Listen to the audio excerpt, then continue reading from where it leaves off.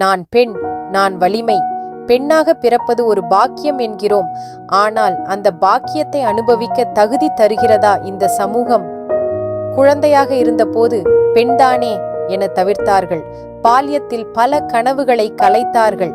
இதெல்லாம் ஆண் பிள்ளைகளுக்கு செய்யக்கூடாதது என நம்ப வைத்தனர். ஆனா ஆண் பிள்ளைகளுக்கு எல்லாம் உரிமை இருந்தது. பள்ளிக்கூடம் போனால் அங்கும் ஒரு அளவிற்கு மேல் இல்லை சுதந்திரம். பூ பெய்தது ஒரு பாவமா? தூய்மை தேவை என்ற பெயரில் அவளை ஒதுக்கினார்கள். கனவுகள் பேசத் தொடங்கிய போது வீட்டில இருக்கும்போது சமையல் கற்றுக்கொள் என்றார்கள். ஒரு பெண்ணின் எதிர்காலம் சமையல் அறையில்தான் முடிவடையலாமா? காதலித்தால் பழிக்கப்படுகிறாள், குற்றவாளியாக பார்க்கப்படுகிறாள்.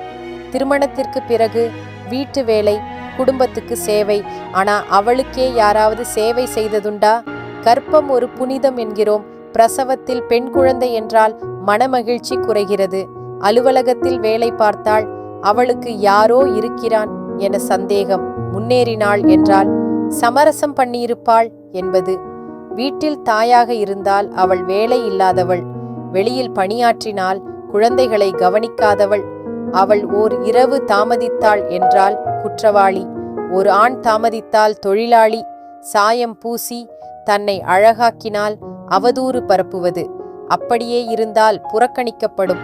நெடுந்தூரம் நடக்கிறாள் என்றால் சந்தேகம். ஆண்கள் நடக்கிறார்கள் என்றால் சுதந்திரம். ஒரு பெண்ணின் குரல் கேட்காமல் அவளின் உடலையே பேசுகிறோம். அவள் குரல் என்றும் குமுறலாகவே இருக்கிறது. அவள் சிந்தனையை கேட்க யாருக்கும் விருப்பமில்லை. ஆனாலும் பெண் தோன்றும் ஒவ்வொரு முறையும் ஒரு சக்தி பிறக்கிறாள்.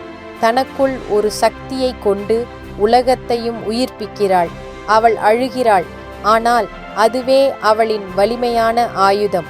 ஏனெனில் அந்த கண்ணீரில்தான் அவளது மாற்றம் தொடங்குகிறது.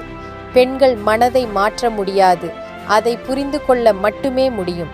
புரிந்து கொண்டால் தான் உலகமே மாறும். பெண்கள் பயப்பட வேண்டியதில்லை, தன்னம்பிக்கையோடு நிற்க வேண்டும். அவளது மென்மை தன்னிலை போல் அமைந்திருக்கும். சமுதாயத்தின் விதிகளை கேள்வி கேளுங்கள்.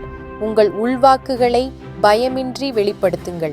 மற்றவர்களின் பார்வையால் அல்ல, உங்கள் எண்ணங்களால் உங்களை வடிவமையுங்கள். உங்களின் பயணம் உங்களால் தீர்மானிக்கப்பட வேண்டும்.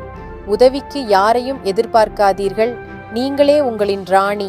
வாழ்வின் சவால்களை எதிர்கொள்வதுதான் உங்கள் வெற்றி. உங்கள் குரலை அடக்காதீர்கள். அது யாரையாவது காப்பாற்றும். உங்கள் பயணத்தை நம்புங்கள். அது ஒவ்வொரு நாளும் ஓர் இளநிலா போல் ஒளிரும். நீ பெண், ஒரு சிறந்த பொக்கிஷம். இதை மறக்காதீர்கள்.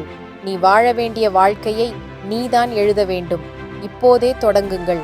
உங்களுக்கான வாழ்க்கையை உங்கள் விதிகளோடு வாழ